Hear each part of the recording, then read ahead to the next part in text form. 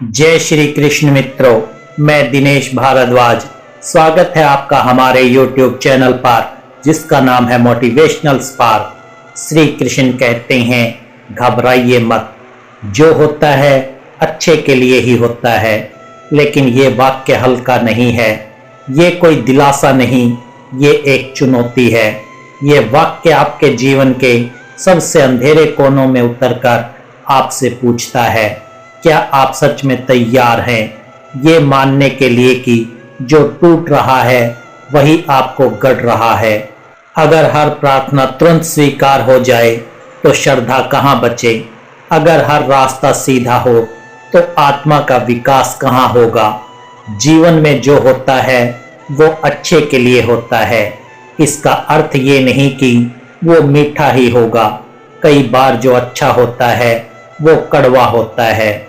कई बार जो बचता है वही तोड़ता भी है, और कई बार जो आपको रोकता है वही आगे बढ़ाने की सबसे बड़ी तैयारी होता है।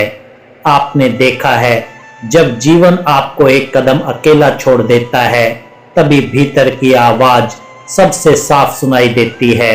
भीड़ में ईश्वर फुसफुसाता है, लेकिन एकांत में गर्जना करता है। इसलिए ईश्वर आपको कभी कभी सबसे अलग कर देता है ताकि आप स्वयं से मिल सकें। आप अक्सर कहते हैं, मैंने किसी का बुरा नहीं किया, फिर मेरे साथ बुरा क्यों। ये पर्सन भोला नहीं है, ये अधूरा है। क्योंकि जीवन न्यायालय नहीं जहां कर्मों का हिसाब तुरंत हो।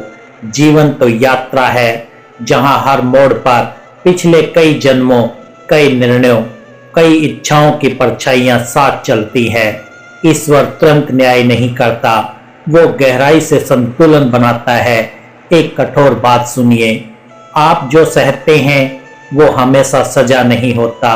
कई बार वो शुद्धि होता है, कई बार वो भार उतारने की प्रक्रिया होती है, और कई बार वो आपसे उस ऊंचाई के योग्य बनाने की तैयारी होती है जहां बिना गिरे पहुंचना संभव ही नहीं।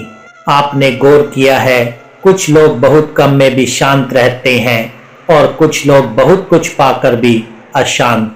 अंतर परिस्थितियों का नहीं है, अंतर्दृष्टि का है। और दृष्टि बदलने के लिए जीवन अक्सर दृश्य बदल देता है। जो आप खोते हैं वो दृश्य है, जो आप पाते हैं वो दृष्टि है।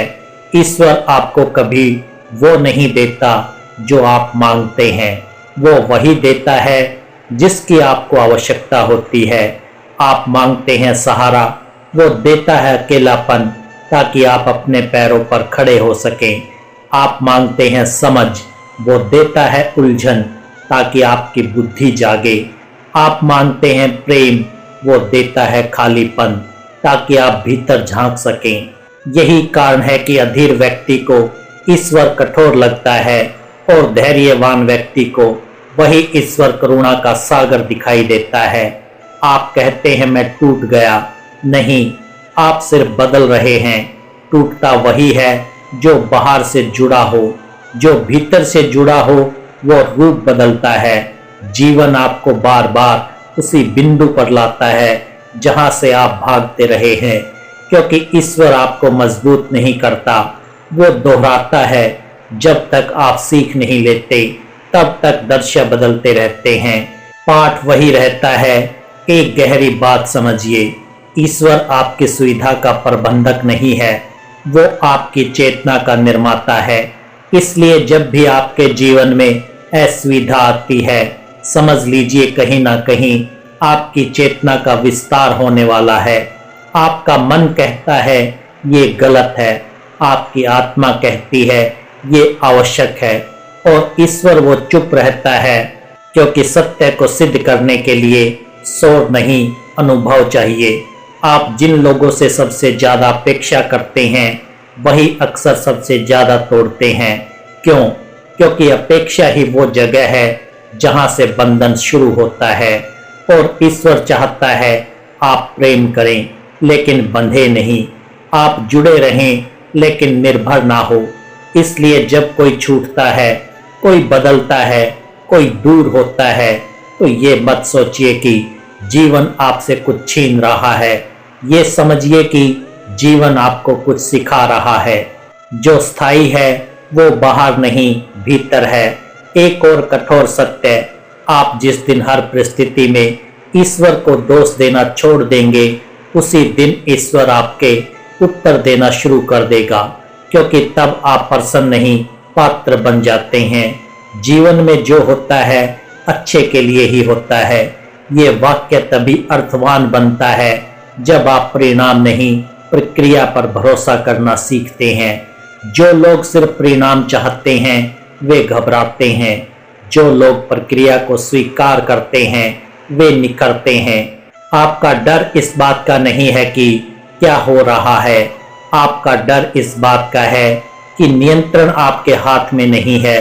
और यही डर ईश्वर से दूरी का कारण बनता है, क्योंकि ईश्वर के साथ चलने का अर्थ है नियंत्रण छोड़ना।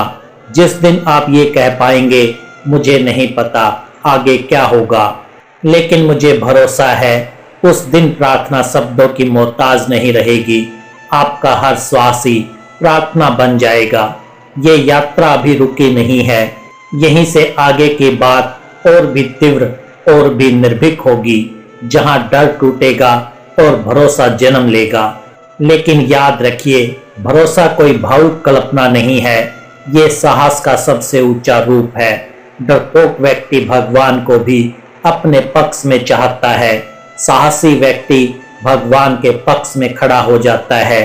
क्या आप इतने साहसी हैं कि ईश्वर पर भरोसा करें, तब भी जब आपके हाथ खाली हों, आंखें नम हों और उत्तर कहीं दिखाई ना दे रहे हों? ये वीडियो आपके मन को सहलाने नहीं आया है, ये आपके भ्रम को तोड़ने आया है। इसलिए यदि आप सच में समझना चाहते हैं तो अंत तक बने रहिए, क्योंकि बीच में उतरना आसान है, लेकिन अंत तक पहुंचना ही साधना है। आप अक्सर कहते हैं मेरे साथ ही ऐसा क्यों, लेकिन कभी आपने ईश्वर से ये नहीं पूछा मेरे भीतर ही ऐसा क्यों। जीवन बाहर से नहीं भीतर से घटता है। बाहर जो घट रहा है वो भीतर की किसी तैयारी का प्रतिबिंब है। ईश्वर कभी सीधे उत्तर नहीं देता, वो परिस्थितियां देता है, क्योंकि उत्तर सुनकर लोग मान लेते हैं, लेकिन परिस्थिति से गुजरकर ही लोग बदलते हैं। एक बात ध्यान से सुनिए, ईश्वर आपको सुख नहीं देता, ईश्वर आपको सक्षम बनाता है। सुख तो क्षणिक है, क्षमता शाश्वत है, और जब आप सक्षम हो जाते हैं तब दुख भी आपके सामने टिक नहीं पाता। आप कहते हैं भगवान अगर है तो दर्द क्यों? मैं पूछता हूँ, अगर दर्द ना हो तो गहराई कैसे आए? अब यहाँ एक निर्णायक मोड़ है, यहीं अधिकतर लोग पीछे हट जाते हैं, क्योंकि अब बात दुख की नहीं जिम्मेदारी की है। अब सवाल ये नहीं कि मेरे साथ क्या हुआ, अब सवाल ये है कि मैं उससे क्या बन गया। ईश्वर आपको कभी कमजोर नहीं बनाता, लेकिन वो आपकी झूठी ताकत छीन लेता है। जो ताकत दिखावे की हो, जो आत्मसम्मान अहंकार से बना हो, जो आत्मविश्वास दूसरों की स्वीकृति पर टिका हो, वो सब पहले टूटेगा। और जब टूटता है तब आपको लगता है कि सब खत्म हो गया। असल में वहीं से असली शुरुआत होती है। आप कहते हैं अब कुछ बचा ही नहीं। ईश्वर मुस्कुराता है, क्योंकि अब जो बचेगा वही सच्चा होगा।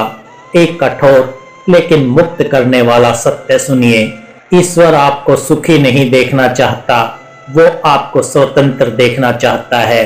सुख परिस्थितियों पर निर्भर करता है, स्वतंत्रता भीतर की अवस्था है। जो स्वतंत्र है वो हर परिस्थिति में शांत हो सकता है। आप जीवन से लड़ते रहें इसलिए थक गए। जिस दिन आपने जीवन को समझना शुरू किया, उसी दिन संघर्ष साधना बन जाएगा। फिर दुख भी शत्रु नहीं रहेगा, वो गुरु बन जाएगा।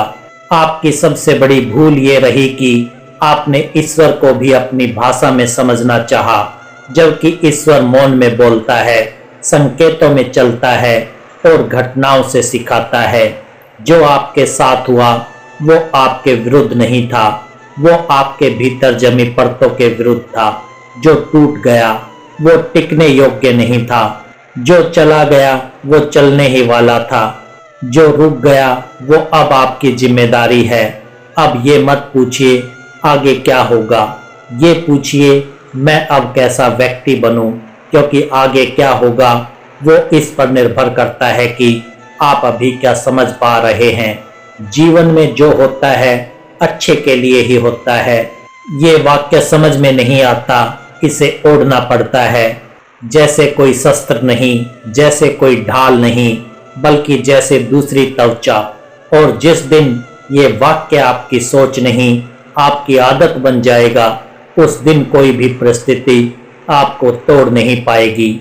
आप फिर भी रोएंगे, आप फिर भी थकेंगे, लेकिन अब आप टूटेंगे नहीं, क्योंकि अब आप जान चुके होंगे ईश्वर दूर नहीं है, वो प्रक्रिया है।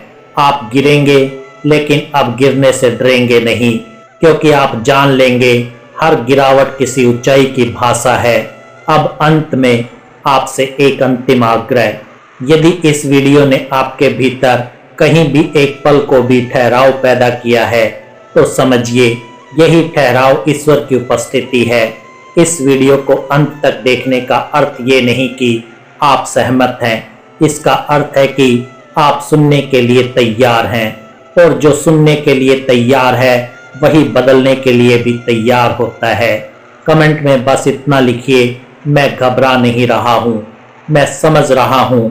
और इस चैनल से जुड़े रहिए, क्योंकि आगे हम उन बातों पर चलेंगे जहाँ शब्द कम पड़ेंगे और अनुभव बोलेंगे। याद रखिए, घबराना मत, जो हो रहा है वो आपको तोड़ने नहीं, आपको आपके वास्तविक स्वरूप तक पहुंचाने के लिए हो रहा है। यही है ईश्वर का मार्ग, यही है जीवन का सत्य, और यही है भक्ति का मार्ग। तो दोस्तों, मैं दिल से आशा करता हूं कि आपको ये वीडियो पसंद आया होगा। अगर वीडियो पसंद आया हो तो वीडियो को लाइक करें, चैनल को सब्सक्राइब करें और कमेंट में जय श्री राधे कृष्णा लिखकर अपनी भक्ति को व्यक्त करें।